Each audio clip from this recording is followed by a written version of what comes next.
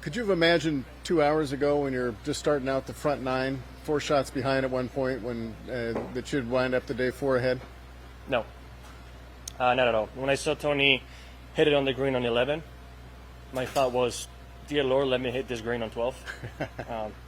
And I did. And after that, I told Adam, we made par, and I'm like, if we can finish the last 6 holes one under par, just under par, it's a great finish. And then what Tony does, Tony will do. If we have to make a comeback, we'll try to make a comeback. But it was tough out there. I mean, he was playing great golf to be 3 under through 11. And I just stick to my things, you know.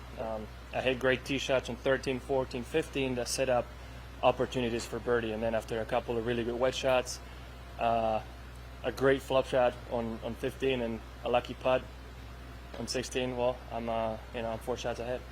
What were you thinking when the putt on 16 went in? That was pretty lucky. I mean, that's the only thing I could say. Then I looked at the green afterwards, and if you guys go there, I mean, if you put down trying to top a mark, it just slides. It was completely dead. If it's usually firm, every hole's firm. That thing, the little slope on the center, the little ridge was really, really just baked out. So I just assumed I was going to have 3, 4, 5 feet for par, and luckily found the hole. But hopefully I don't have to rely on putts like that tomorrow. How hard is it to stay patient in conditions like this, and just to kind of not overreact to good or bad? You got to keep. I've been doing a great job at it. I mean, I honestly, all I was trying to do out there is put the ball in the fairway and somehow hit the green and go to the next hole. Early on, we learned that the only chance to hit it close to the pin, if it wasn't on the back, was going to be having a wet shot into the wind. That was the only chance, or some kind of wet shot. And I tried to take advantage of that. You've seen balls bouncing hard, being a lot of rollout. Is there any point you came close to getting frustrated today by a bad break? No, not really. The only time I didn't get frustrated, I got mad at myself on 11 on the birdie putt, just because I had the break, and then I just had a little bit of doubt, pulled my putt slightly, barely missed the putt, and I just told myself, just commit to whatever it is, whatever you see. And I just got mad at myself. I never got frustrated. It could have been a couple of times, like on 4 and 10, when I hit great shots where you see just take the slope and it just hangs on the French. And all I told myself is, I am not the only one suffering through this today. Just keep making pars. Pars were never bad.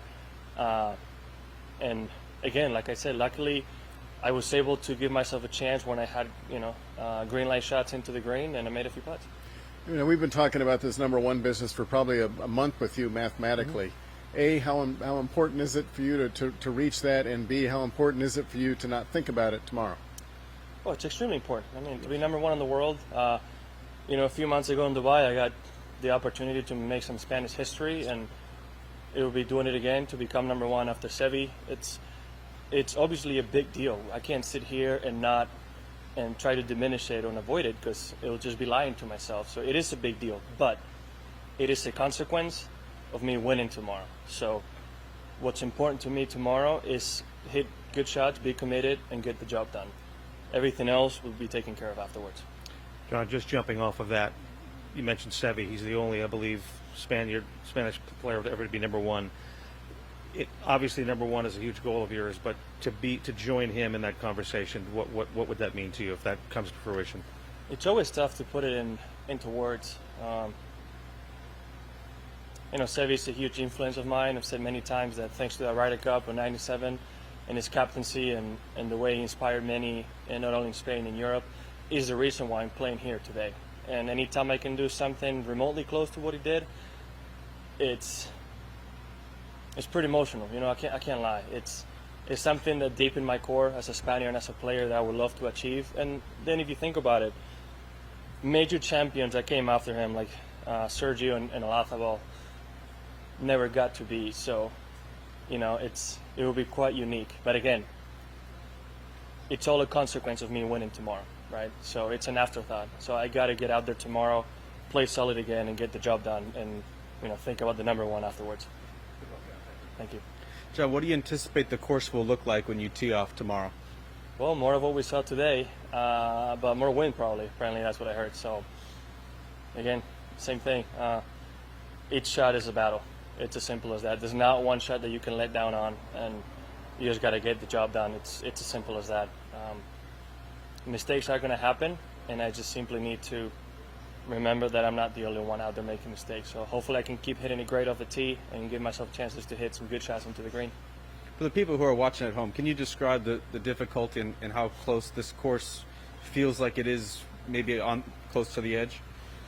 I told Adam walking down 18, I said they should, Adam my caddy for people who don't know, they should just allow people, whoever wants to play, to come tomorrow in the same conditions we did. Cut the greens, make sure they're the same speed, flags on the same spots, just for people to see. We were thinking the club champion, this scratch club champion, might not break 80 today here. It's just such a difficult golf course. And I can say, I mean, because of that, today could be one of the best rounds of golf I've played in my life. It's unbelievable. And it's hard to believe how passively came compared to how I play usually. So it's, you know, it's a great learning curve for me as well. Sorry, sort of a bigger picture question. You spoke about staying patient today, and you've spoken in the past about trying to channel your fire for positivity. Where do you feel like you are on that journey? Man, if there was a way to measure it, and a way to me to tell you, I would. But I don't know.